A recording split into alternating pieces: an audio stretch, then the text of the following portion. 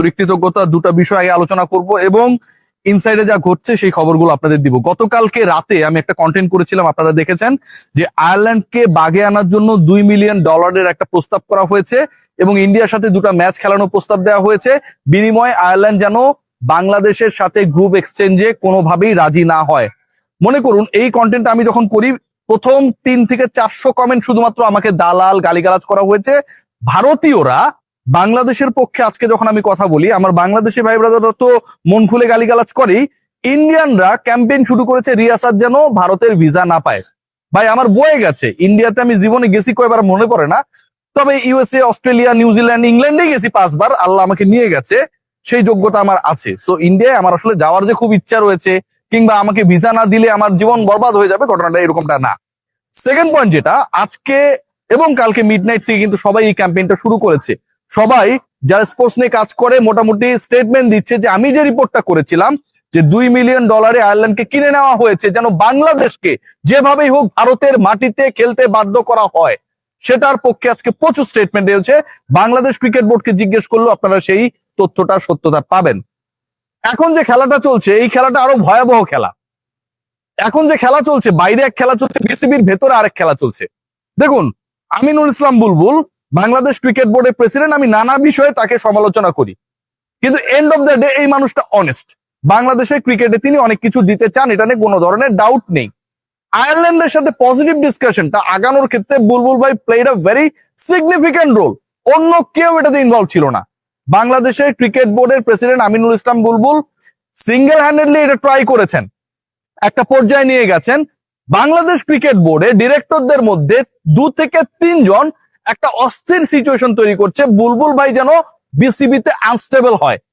এবং এটার প্রমাণ আপনারা মোটামুটি আগামী 2 সপ্তাহের মধ্যে পাবেন। ক্রিকেট বোর্ডের অভ্যন্তরে রানিং ডিরেক্টরদের একটা গ্রুপ বুলবুল ভাইকে অসহযোগিতা করছে, নানাভাবে মেন্টালি প্রেশার ক্রিয়েট করার চেষ্টা করছে, ডিরেক্টলি না indirectly. This is very much true. কোন ঘটনা ঘটতে যাচ্ছে, এখন একটু মেইন প্রসঙ্গে চলে যেতে চাই।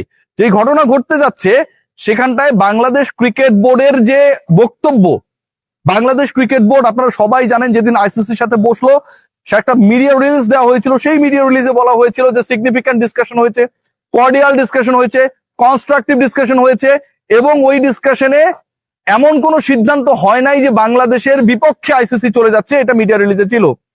এবং এই ডিসকাশনটা কন্টিনিউ হবে। বিকল্প গ্রুপ নিয়ে আলোচনার যে বিষয়টা রয়েছে সেই ব্যাপারটাও মিডিয়া রিলিজের মধ্যে আমরা দেখেছিলাম। সেই মিটিং এর পর ইএসপিএন ক্রিকইনফো গতকাল রাতের বেলা যে রিপোর্টটা করলো, এবং সেই রিপোর্টটা ওই মিটিং এর উপর ভিত্তি করেই করলো, যে ওই মিটিং এ নাকি বাংলাদেশ ক্রিকেট বোর্ডকে আলটিমেটাম দিয়েছে আইসিসি, যে তোমরা যদি খেলতে চাও 21 তারিখের মধ্যে জানিয়ে দাও that you are interested to play your matches in India. 21 তারিখের মধ্যে বাংলাদেশকে জানিয়ে দিতে হবে। এটা নাকি আইসিসি লাস্ট মিটিং এ, শনিবারের মিটিং এ বিসিবি কে জানিয়ে দিয়েছে, অথচ এরকম আমরা কোনো কিছু জানি না। Otherwise they will choose Scotland as the opponent of that particular group. এটা কি মারামারির আবদার? মানে বাংলাদেশ ক্রিকেট বোর্ডের এই স্টেটমেন্ট যদি সত্যি হয় যে কর্ডিয়াল ডিসকাশন হয়েছে, আমরা আলোচনার মাধ্যমে এটা সমাধানের ব্যাপারে একমত হয়েছি, তাহলে ইএসপিএন ক্রিকইনফো একই মিটিংকে উদ্ধৃত করে যে বক্তব্যটা দিল, কোনো একটা তো অসত্য। ইদার বাংলাদেশ ক্রিকেট বোর্ডের স্টেটমেন্ট অসত্য, অর ইএসপিএন ক্রিকইনফোর রিপোর্টটা অসত্য। আমি কোন পক্ষ অসত্য আমি স্পেসিফিক বলতে পারছি না, কারণ আমরা তো জানি না সত্যিটা কি, কিন্তু দুটার বক্তব্য কিন্তু 2 রকম। এখন এই ঘটনা যদি ঘটে তাহলে তো বাংলাদেশের হাতে কোনো সুযোগ নেই, কোনো চুজিং ক্যাপাসিটি নেই। বাংলাদেশকে চুজ করতে হবে, আইসিসি বাধ্য করছে 21 তারিখের মধ্যে জানিয়ে দিতে হবে যে আমরা ভারতে গিয়ে খেলবো কি খেলবো না। খেলতে না চাইলে আইসিসি বাংলাদেশের কোনো ধরনের দাবি রিকনসিডারেশনে না গিয়ে উল্টো বাংলাদেশের জায়গা আরেকটা দলকে খেলিয়ে দিবে, সেই দলটা স্কটল্যান্ড। মামাবাড়ির আবদারে যেন পরিণত হয়েছে। আইসিসি বলেছে, ইএসপিএন ক্রিকইনফোর ওই রিপোর্টে আমরা দেখেছি যে সকল দেশের সকল দলের ব্যাপারটাকে তাদের বিবেচনা করতে হচ্ছে, কোন দলকে স্পেশাল প্রিভিলেজ দেওয়ার কোনো সুযোগ নেই। আমি যদি এটাকে গ্রহণ করি যে আইসিসি স্টেটমেন্টটা দিয়েছে, নিশ্চয়ই দিয়েছে, ইএসপিএন ক্রিকইনফো এমনি এমনি করে না এই রিপোর্টটা। সেই বক্তব্য কি বাংলাদেশের ক্ষেত্রে অ্যাপ্লিকেবল না? নিরাপত্তা ইস্যুতে পাকিস্তান ভারতে যাবে না, পাকিস্তানের ম্যাচেসগুলো আপনি শ্রীলঙ্কায় দিয়েছেন না। নিরাপত্তা ইস্যুতে, একই নিরাপত্তা ইস্যুতে বাংলাদেশের ক্রিকেটারকে আপনি যখন বাদ দিয়ে দেন আইপিএল থেকে, এই ইস্যুটা যখন বাংলাদেশ সরকার, বাংলাদেশ ক্রিকেট বোর্ড অ্যাড্রেস করে, ঠিক তখন নিরাপত্তা ইস্যুতে পাকিস্তান যখন ইন্ডিয়া যাবে না, বাংলাদেশের জন্য তো ইস্যুটা সেম হয়ে যায়। সেক্ষেত্রে কেন আপনি একই রকম থিওরি অ্যাপ্লাই করবেন না? এটা কোনোভাবেই কাম্য না।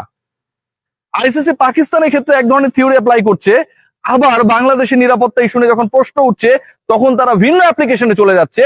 এটা কোনোভাবেই কাম্য না, কারণ নিরাপত্তা ইস্যুতে পাকিস্তান ইন্ডিয়া যেতে চায় না, একই কারণে বাংলাদেশও ইন্ডিয়া যেতে চায় না। সো বাংলাদেশের ম্যাচেস গুলো আপনাকে শ্রীলঙ্কায় দিতে হবে, এটা খুবই যৌক্তিক দাবি।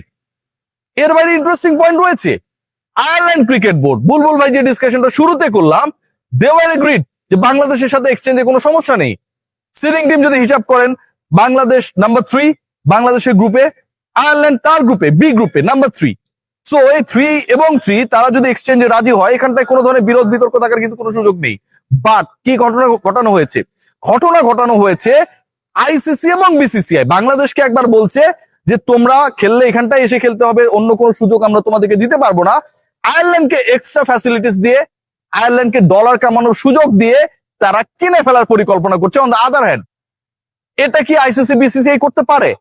আয়ারল্যান্ড এবং বিসিবি, বাংলাদেশ ক্রিকেট বোর্ড এবং আইরিশ ক্রিকেট বোর্ড যদি এগ্রিড হয় যে তারা গ্রুপ চেঞ্জ করতে কোনো আপত্তি নেই, এরকম ডিসিশনে তারা যদি এগ্রিড হয়, সেই জায়গায় মাঝখানে বার্গারের পেটি হিসেবে বিসিসিআই এবং আইসিসি ঢুইকা আয়ারল্যান্ডকে কেন বাংলাদেশের সাথে এই এগ্রিমেন্ট থেকে সরানোর চেষ্টা করবে? স্পষ্টত আলটিমেটলি বাংলাদেশকে তারা বাদ দিতে চায়, স্পষ্টত আলটিমেটলি বাংলাদেশকে তারা বাধ্য করতে চায় to play there world cup matches in the soil of India. That is the target. এবং সেই টার্গেট বাস্তবায়নে আয়ারল্যান্ড ক্রিকেট বোর্ডকে কিনতেও, লজ্জাজনক এই কাজ করতেও বিসিসিআই এর একবারের জন্য বাধে না। সো ওভারঅল যে ঘটনা ঘটতে যাচ্ছে, আমার কাছে মনে হয় the chances to play Bangladesh in the world cup in the upcoming season, আপনারা সবাই জানেন ফেব্রুয়ারি 7 তারিখ থেকে শুরু হবে। উদ্বোধনী দিনেই বাংলাদেশের ম্যাচেস রয়েছে, সেখানটায় বাংলাদেশের খেলার চান্সটা একদম ভেরি নিয়ার টু জিরো। কারণ এখন পর্যন্ত আইরিশ ক্রিকেট বোর্ডের সাথে যে ডিসকাশন হচ্ছিল রিগার্ডিং চেঞ্জিং দ্য ভেন্যু, ওটা ইন্ডিয়ান ক্রিকেট বোর্ড ভেস্তে দিয়েছে অন্যভাবে, নোংরামি করে। আবার একই সাথে বাংলাদেশ যে অ্যাপিল গুলো করেছে, বাংলাদেশ যে দাবি জানিয়েছে ভেন্যু চেঞ্জ করার ব্যাপারে, অ্যাকর্ডিং টু ESPN ক্রিকইনফো, সেটাও নাকি আইসিসি নাল এন্ড হোয়াইট করে দিয়েছে, মানে বাতিল করে দিয়েছে। বাংলাদেশের দাবিকে তারা কোনোভাবেই সমর্থন করছে না। এই যদি ঘটনা ঘটে, তাহলে বাংলাদেশের চান্সেসটা থাকলো কোথায়? আপকামিং ওয়ার্ল্ড কাপে আমরা বাংলাদেশকে দেখবো না। বাংলাদেশকে দেখবো না আমাদের ব্যর্থতার কারণে না, বাংলাদেশকে আমরা দেখবো না। বাংলাদেশকে না দেখানোর জন্য, বাংলাদেশকে না খেলানোর জন্য এখানটা একটা বড় শক্তি, একটা পরাশক্তি ইনভলভ হয়ে গেছে, যেখানটায় তাদের যেন সকল সাফল্য, ওয়ার্ল্ড কাপ ইন্ডিয়া জিততে পারুক আর না পারুক, বাংলাদেশকে জোর করে হলেও ইন্ডিয়ার মাটিতে খেলিয়ে ছাড়বে। এটাই যেন বিসিসিআই এর সবচেয়ে সাকসেসফুল হবার সবচেয়ে কাছের এবং সবচেয়ে গুরুত্বপূর্ণ মেথডে পরিণত হয়েছে। পাকিস্তান ক্রিকেট বোর্ড থেকে এখন পর্যন্ত we are expecting some issues, যেটা তারা অফিসিয়ালি যেন বলে। বাট 21 তারিখ পর্যন্ত বিসিবি কে ডেডলাইন বেঁধে দেওয়া হয়েছে। এই 21 তারিখ পর্যন্ত অপেক্ষার কিছু নাই।